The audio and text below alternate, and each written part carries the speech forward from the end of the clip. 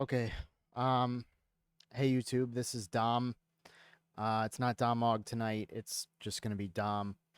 I'm gonna go into a little bit of uh some of my personal details from my past here. Um, this past Sunday was World Health Mental Health Awareness Day, I believe. World Mental Health Awareness Day, and I missed it. I missed talking about it. So I'll give my story, as much information as I feel comfortable sharing um about my mental health. Hopefully I'm not looking to garner any sympathy from anybody.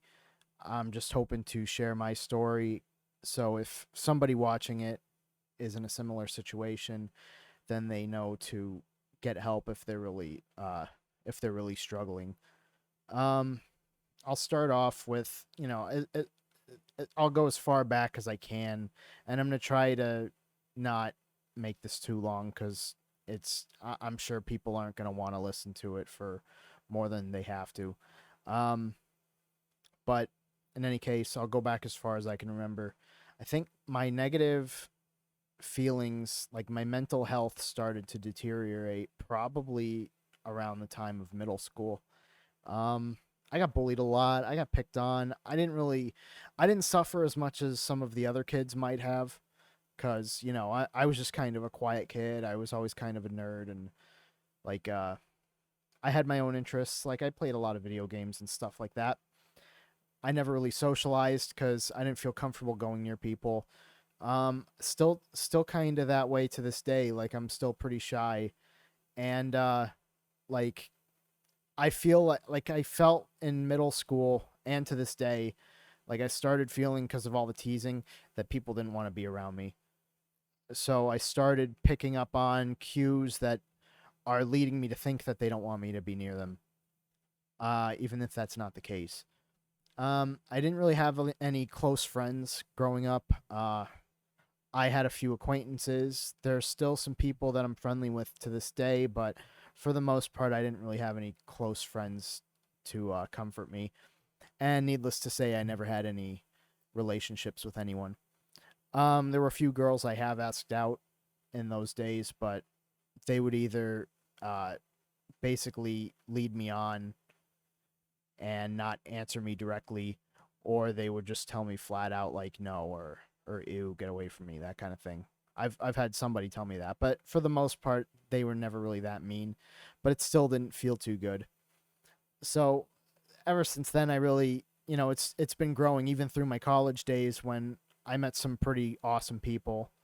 Um, they really helped me come out of my shell a little bit, and that certainly helped. But there was always kind of that lingering feeling, and it's still carrying on to this day. Honestly, it's still pretty tough to talk to people because I get the feeling that they don't want me around, and I can't say I blame them.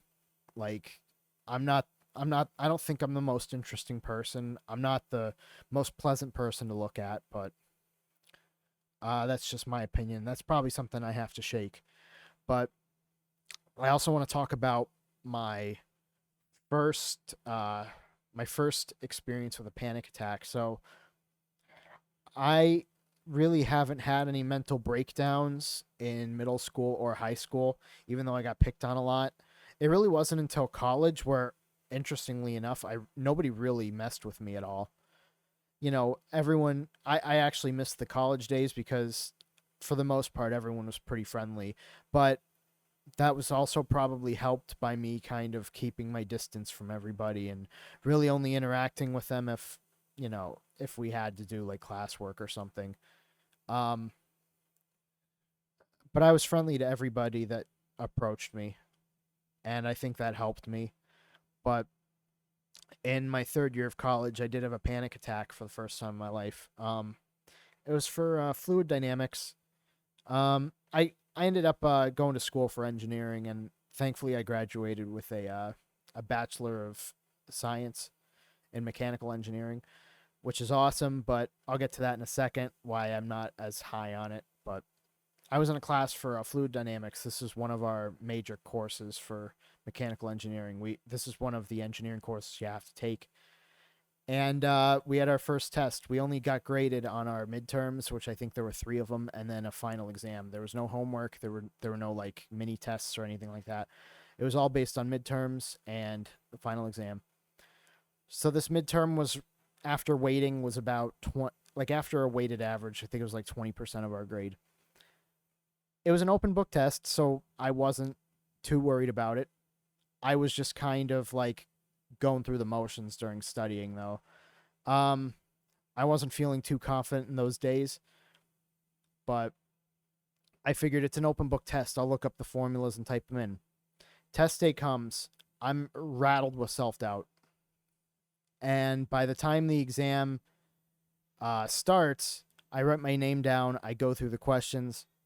I don't even know where to begin with them. I end up turning in a blank sheet of paper. And then that's when it kind of hit me. There was like a sharp pain in my chest for a brief moment. I ran to the bathroom, straight to the bathroom. I ran the sink water. I started splashing my face with it. I was hyperventilating. I was like crying. I I didn't know what to do. I was in a lot of pain mentally and physically from that experience. I figured, oh no, I just threw my future away. What are my parents going to think? I let everybody down. Like I let everybody that actually cares about me in my life down because of this one test. And that was kind of an eye-opening thing for me cuz again, I've never really gone through something like that and I didn't really know how to deal with it. I ended up talking to some people about it and they gave me some advice and it really helped. Um, but since that moment, I've been kind of noticing throughout the years that that insecurity never really went away. The self-doubt is still there. Like I started negative self-talk quite a bit more frequently. Um, it was just hitting me more. And even though this was an environment that I was more comfortable in, like the college environment, I certainly preferred it way over high school.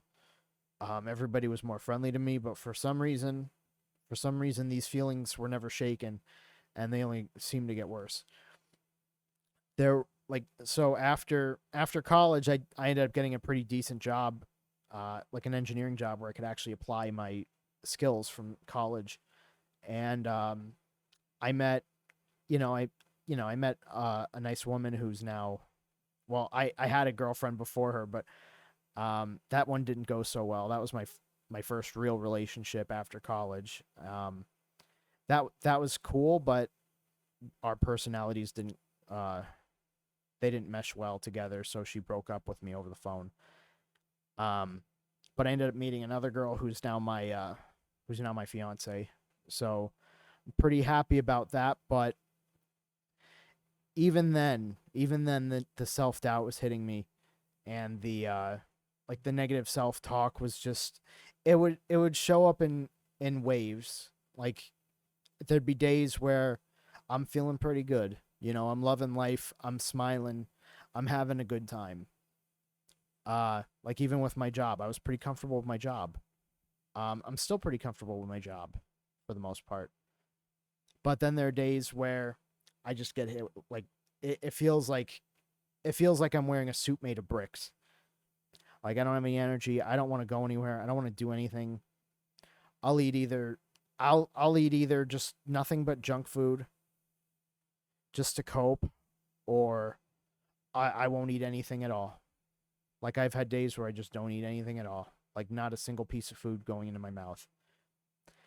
And the lowest point is probably when, a few years ago, I think, just on a random bad day, I just started to Google how do I hang myself from my ceiling.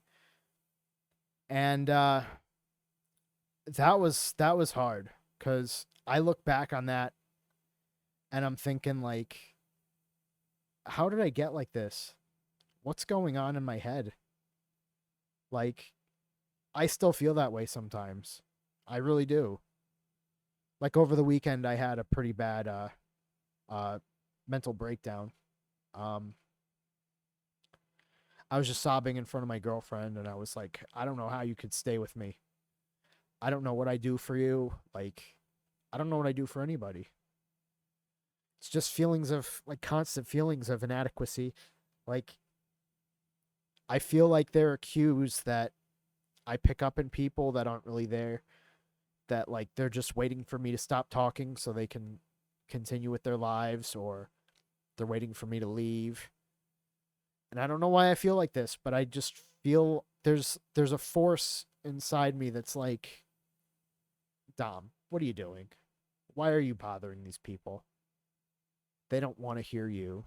They don't want to talk to you. They don't want to look at you. Ugh. They don't want to look at you. What the hell's wrong with you? Like, I'm sorry, I do have notes in front of me so I don't ramble, but looking back at that moment, it was pretty tough because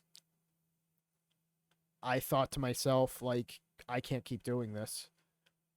So for, a while, I've been working on just drinking more water. I'm probably the pickiest eater in the world, so I don't have a very, mature palate, but I'll eat meals when I can, like normal meals. Uh I do some deep breathing, and then usually it's curbed a bit. And then I got back into Virtual Fighter, and I think this is another trigger that I might have into my negativity, because I'm very passionate about this game. This is like this is one of the only games my brothers and I have that we all play. And it's pretty important to me to keep that, because they're two of the only people in my life that I know actually care about me. Whether that's good for them or not. But uh I've been practicing it at this game, and I've been pretty good at it. Like, at least I thought I was. And then I run into somebody better, because either they're just better, they could just be better, or they played a different way that I'm not used to, or there's a problem with the online connection, or there's a problem with my controller, or I'm just not familiar with their character as much as I thought I was. And it gets to the point where I lose to these people, and then I throw a fit. I get extremely angry at myself. I get extremely angry at how I'm reacting. I get angry that I lose, and then I get angry because I'm angry that I lost. Instead of being a mature adult, you know, instead of behaving the way that everybody else in the community is behaving, because they're adults. They're not, children. They're not throwing a tantrum when they lose. Yeah, they might get a little bit salty, but they're not doing what I'm doing. They're not beating themselves up. They're not throwing a little bitch fit all over a video game. So it's like a cycle. I get this way, it triggers me, and then I'm looking at myself from like an out of body experience going, what the fuck is wrong with you? Everybody was right about you. All these opinions that you formed of people, all these, preconceived notions that you have for these people that are in your life that probably don't actually dislike you. You're just proving them right. You're just fulfilling this prophecy yourself by acting this way. They're going to push away from you. And I get like that, then I apologize, and then nothing ever changes, because I just think I'm broken. Like, I don't know what got into my head, but like I just feel like everybody around me is better off without me when I feel like this. Honestly, like, I don't want to feel like this, but when these little cycles happen, I feel like just disappearing. I feel like I should have never been born. Um, I feel like after my twin brother was born, that my parents should have just been like, "That's enough. Get rid of him. Like, get rid of the other one. One is good."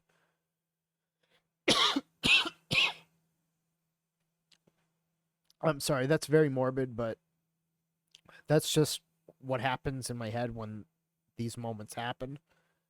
Uh, so it's been very hard to. Uh, I feel like I'm finally comfortable enough sharing this information with people. Um, Mostly because there are people that I know in my life who I consider friends, even if I've never met them, that they're going through what I call like actual struggles. Because I don't feel like in my life, I even compare my situation to my girlfriend's living situation before she met me. Like everything that happened in her life, and I'm not gonna go into any of that information because that's her private information.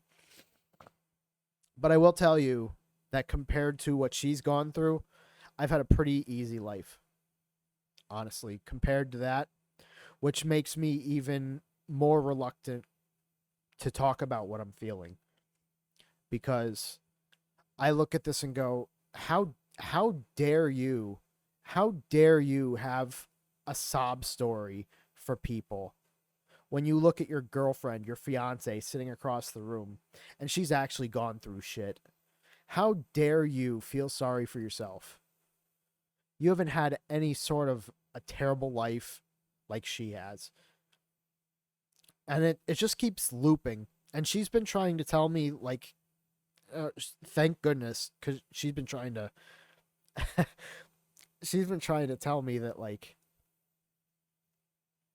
these struggles are valid that are going on in my head, that, like, my feelings are valid. And then I just push her away because I'm stupid. I I just I can't believe it. It's hard for me to do it. Like it's hard for me to accept that. Cuz like look, I'll just say what it is for me. Like I grew up in a middle class family. My parents are very close to us.